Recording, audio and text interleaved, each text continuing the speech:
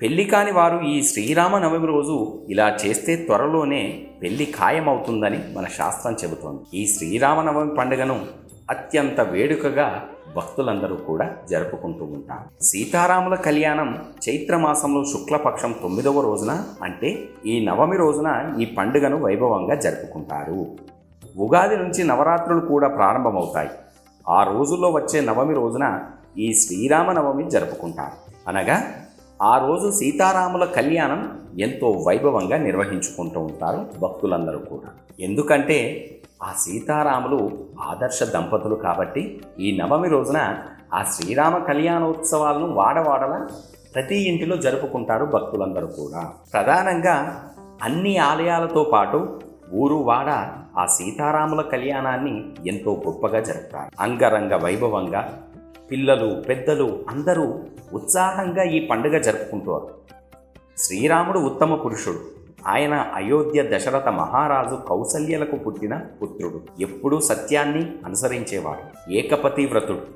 ప్రతి ఏడాది మన దేశంలో ఈ సీతారాముల కళ్యాణాన్ని ఎంతో వైభవంగా జరుపుకుంటారు. అయితే ఈరోజు చిన్న పరిహారం చేయడం వల్ల మన జీవితంలో ఉన్న కష్టాలు తొలగిపోయి అష్టైశ్వర్యాలు కలుగుతాయి. అంతేకాదు పెళ్లి కాని వారికి కూడా పెళ్లి ఖాయమవుతుందని కూడా మన శాస్త్రం చెబుతోంది.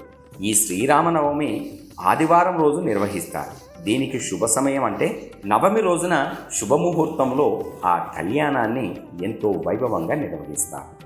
అయితే ఈ శ్రీరామ నవమి రోజున భక్తులందరూ కూడా ఉదయం నిద్రలేచి స్నానం చేసి భక్తితో పూజలు చేయాలి. ఆ సీతారామ లక్ష్మణులతో పాటు హనుమంతుని విగ్రహాలకు కూడా సుగంధ ద్రవ్యాలతో అభిషేకాన్ని చేసి మంచి సుగంధ పరిమళభరిత పుష్పమాలికతో అలంకరించాలి. ఈ రోజున శ్రీరామ రక్ష స్తోత్రాన్ని పఠించడం, అంతేకాదు ఆ శ్రీరాముణ్ణి వేడుకోవడం అత్యంత శుభదాయకం. ఇక పెళ్లి కాని వారు ఈ శ్రీరామ నవమి రోజు ఒక చిన్న పని చేయాలి. వివాహం ఆలస్యమైన వారు ఆ సీతమ్మ తల్లికి పసుపు కుంకుమ గంధం సమర్పిస్తే చాలు, వారికి త్వరలో పెళ్లి జరుగుతుంది.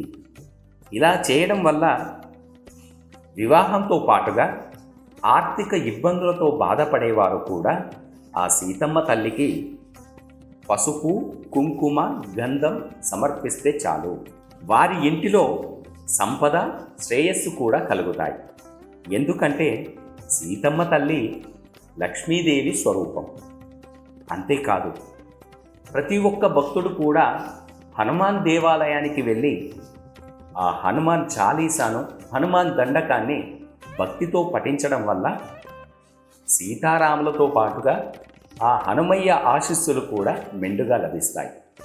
పెళ్లి కాని వారు ఆర్థిక ఇబ్బందులతో బాధపడేవారు ఈ శ్రీరామనవమి రోజున ఈ చిన్న పరిహారం చేస్తూ భక్తితో ఆ సీతమ్మ తల్లికి, ఆ రామయ్యకు, ఆంజనేయుడికి పూజలు చేస్తే చాలు, వివాహం అవ్వడంతో పాటుగా ఆర్థిక ఇబ్బందులన్నీ కూడా తొలగిపోయి సుఖ సంతోషాలు కలుగుతాయి. జై శ్రీరామ్.